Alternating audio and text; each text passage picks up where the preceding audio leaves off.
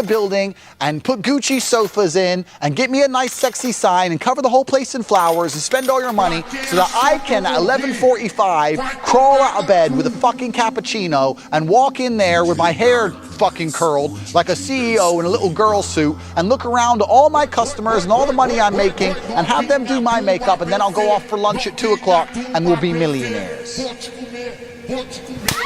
Shut the fuck up.